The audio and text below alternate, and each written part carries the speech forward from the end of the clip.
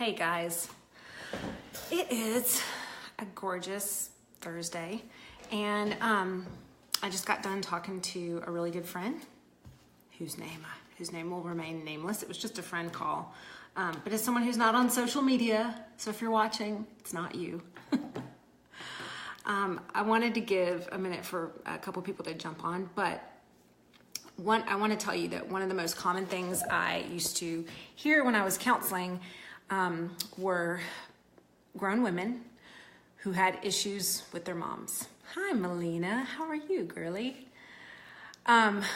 So I'll just start talking because this is just a little bit of what this friend and I shared in our conversation. And I was thinking as we were talking, she was like, yes. And I was like, okay, I'm gonna do a quick live about this. Hi, Elena. How are you, beautiful mama? Okay, so boundaries. You've heard of boundaries. It's a hot topic in this day and age, and it has been for a while. And before I say anything, I'm not trying to do an exhaustive training on boundaries.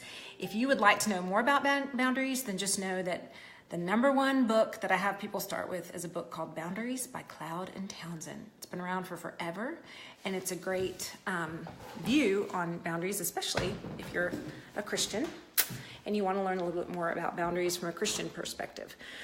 But boundaries are especially difficult if you are an adult and you have an unhealthy relationship with either your parents or someone else who's been in your life a long time.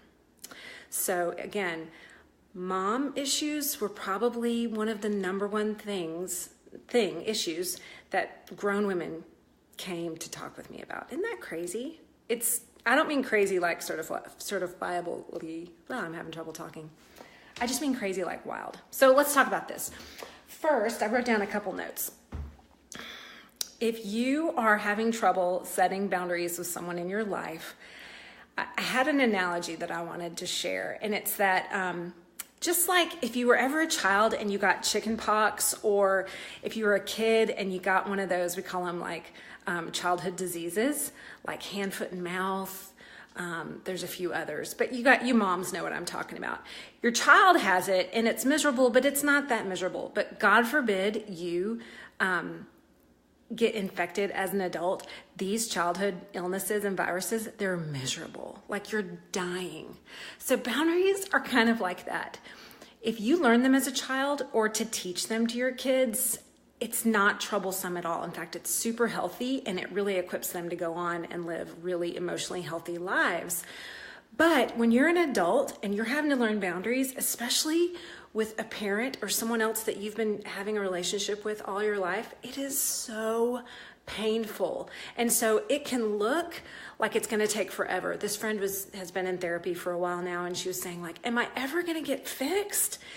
And I was like, no, probably not. Like, this is a relationship, your parents gave birth to you and raised you. Like, it's probably not going to get fixed this side of heaven. But healing can happen if you'll just be really patient. Like, we can get better. I don't know if we get fixed, until we pass over into eternity. But here's the deal with boundaries. So #1, boundaries, I promise, are a way that you can love someone best. But a lot of times boundaries do not feel comfortable to set. So people have their own feelings. When I set a boundary with someone and they don't like it, then they're going to get upset, right? And that's okay, because I don't set boundaries to give someone good feelings. I set boundaries in order to protect our relationship. When I set a boundary and then I cross over it, that puts our relationship in danger because I end up feeling resentful towards someone, especially if there's someone I'm very close to. 2, boundaries are taught. Like, we teach our kids to have boundaries. We teach other people how to have boundaries with us. And so boundaries are taught. I remember one time I was in the office I was a really young therapist. I was just fresh out of graduate school, and I was in the office of a therapist who I really admired and respected. And he had a pillow crocheted on his couch. And on that pillow, it said, "We teach others how to love us." And I just sat for the whole session. I was just observing, and I kept looking at that pillow, and it was like the lights were coming on for me. I was going, oh, so I have to teach people how to love me. So you guys know this, people don't just come to us automatically knowing how to love us. We have to teach them, like, hey, I don't like when you do this, or hey, I would prefer if when this happens, you would respond this way. We have to teach that. And it's so uncomfortable. And because most of us are people pleasers, we don't like teaching other people how to love us. We want them to know automatically. And especially if you're a codependent like me, then we spend so much of our anxiety going, I'm trying to live my life in a way where everyone approves of me and I make everyone happy and I'm the feelings fairy and I'm going to go around giving everyone good feelings. And so then when we have to set a boundary, it's like full on panic attack mode. Oh my gosh, I'm going to make someone angry or I'm going to hurt their feelings. And you guys have heard me say it before. You don't give someone emotions. You are not that powerful. You don't cause someone else to have their feelings. Their feelings happen for them inside their world. You don't come in and grant good or bad feelings. You do have to learn to tolerate your own bad feelings that come up when you set a boundary. Okay, so boundaries are taught. 3 and last point. Avoidance is not a boundary. I wish it were, because if so, I would be the queen of boundaries, because I love to avoid. Oh, that situation doesn't make me feel good. I will avoid it. I won't read that text, or I'll come up with a reason not to have that meeting, or I'll just avoid you and stay away from you. Avoidance is really unloving, and avoidance only creates further issues. Now, you don't have to be available to someone that doesn't feel healthy to you. But I think it's probably good to explain, hey, I'm having trouble with our relationship right now. I need to work on whatever it is for me. And that's an opportunity for you to set a boundary with someone. So I want to say this because I think about this all the time. I'm like, are boundaries a biblical concept? And someone who's more theological than me will probably come on and have an opinion. I'm not sure. I think Jesus had boundaries. We know that Jesus got up and got away and spent time alone. And we know that he did that for self-care. But I mean, he really did it for worship. He did it to connect with his Father, and he knew that he needed the Spirit flowing through him in order to accomplish all he was accomplishing. There were people that Jesus chose not to heal. There were people that Jesus chose not to do what they said. And obviously it was part of his holiness or those choices. So I'm not Jesus.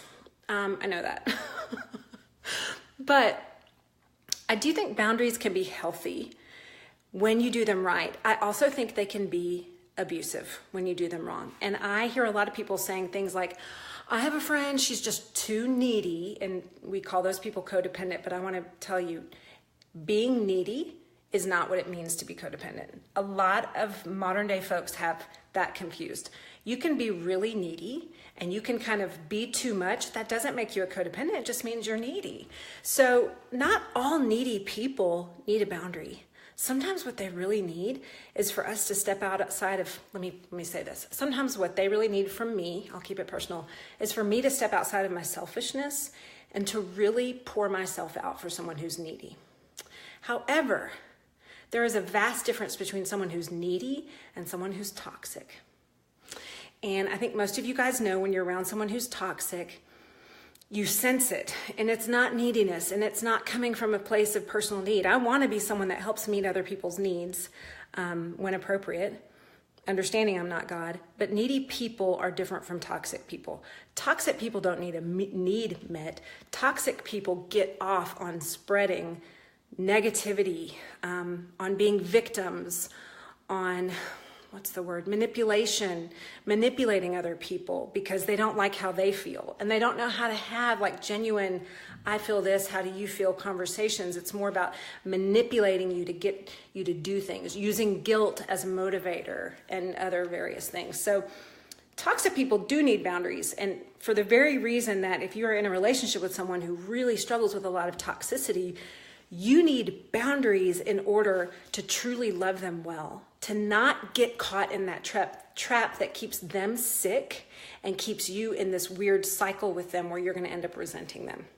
I hope this is all making sense. These are my Thursday afternoon musings.